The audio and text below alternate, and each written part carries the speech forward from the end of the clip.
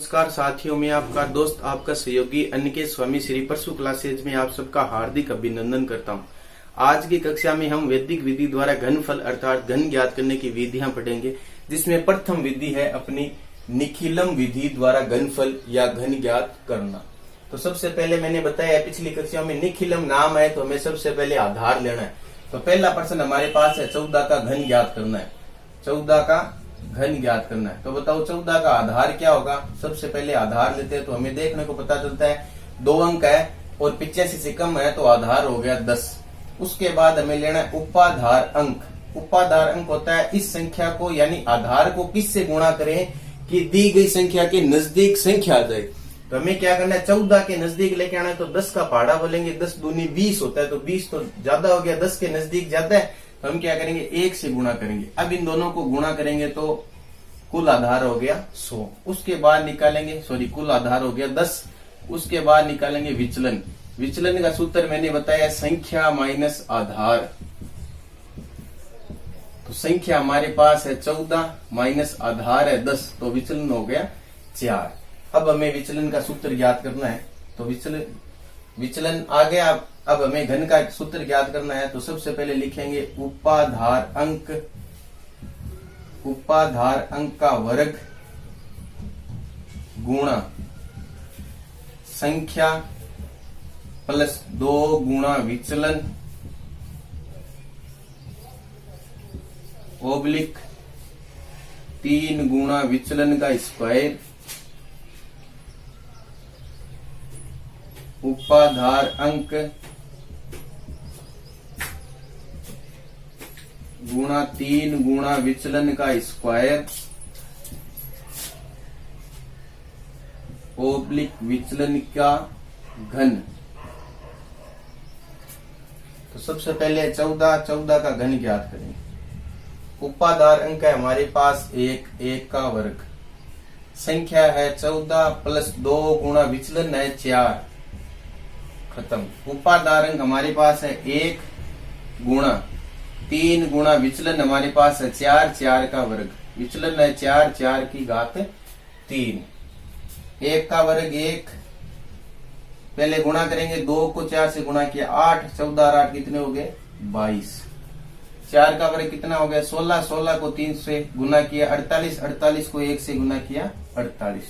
4 का घन हो गया, 4 को 3 बार गुणा करना है तो 64।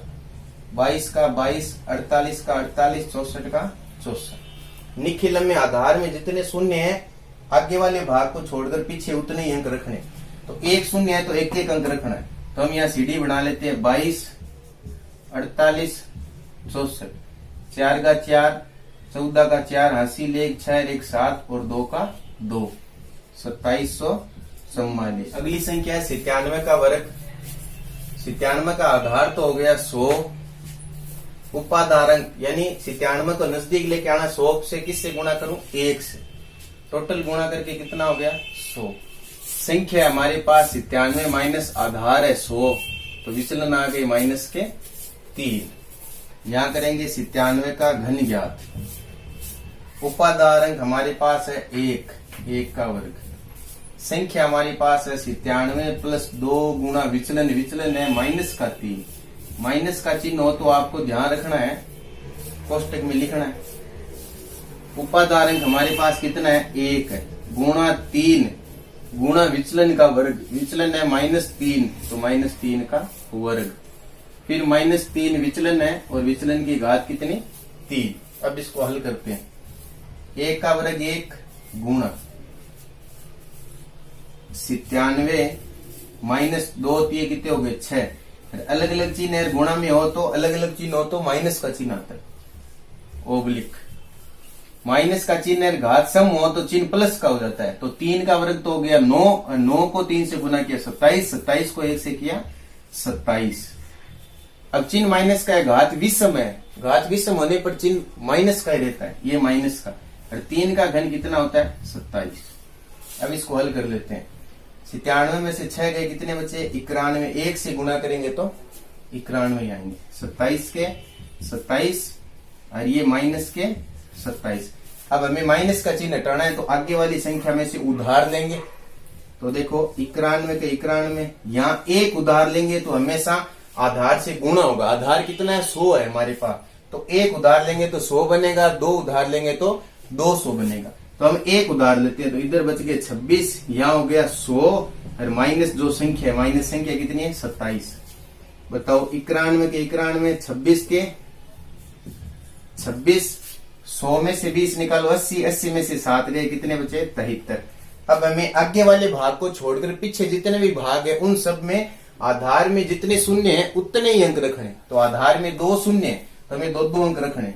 तो देखो इसमें 2 अंक है 73, इसमें 2 अंक है 26 और आगे है 91। तो ये उत्तर आ गए 91, 26, 73।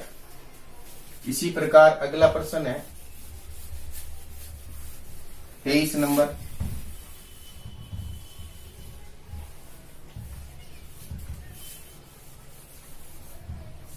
संख्या दे रखी है 23 में 27 का घन ज्ञात करना है। तो 27 का आधार तो हो गया 10। अब 27 देखो 30 के नजदीक है तो उपाधार अंक हो गया हमारा 3 और गुणा करके कितने आ गए, 30।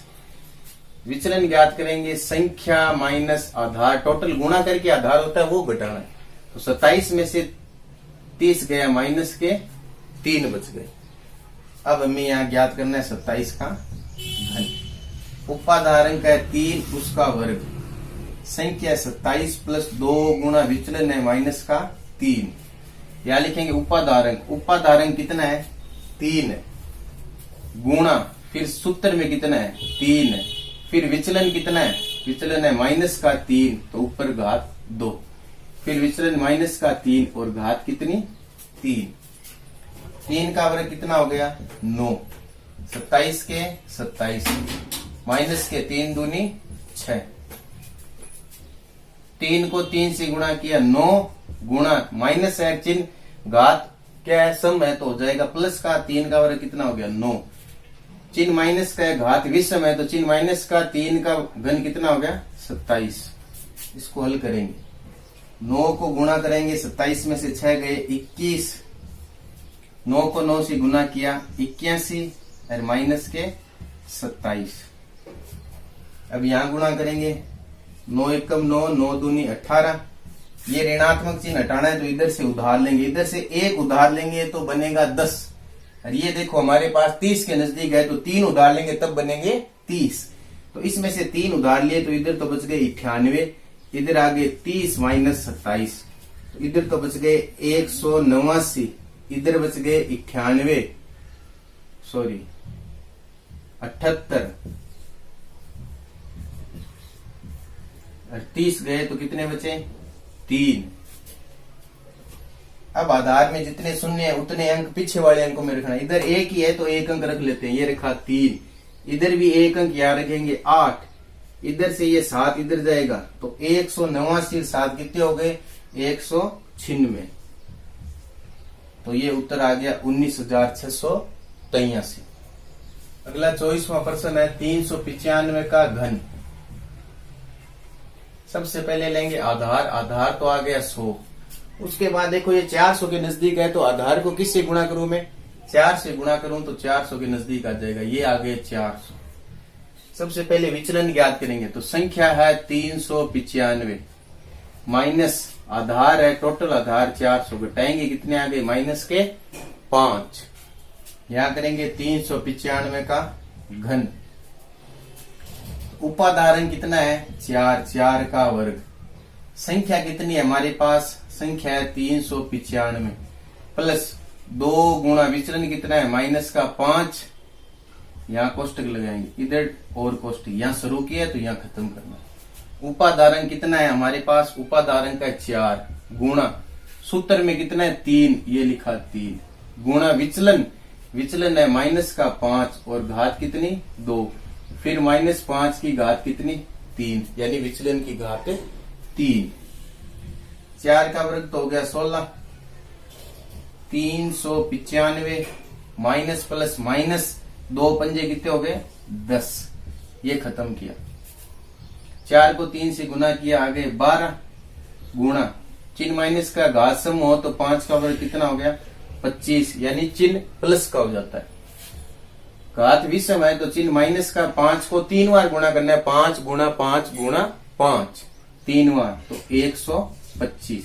और विषम घात है तो चिन्ह माइनस का आ गया। 16 का तो 16 गुणा 10 घटाएंगे 385 ओब्लिक 25 को 12 से गुणा करना है। देखो 25 का पहाड़ा 4 बार बोला 100, 4 बार और बोला 200, 4 बार और बोला 300, 25 12 300 और माइनस का 125।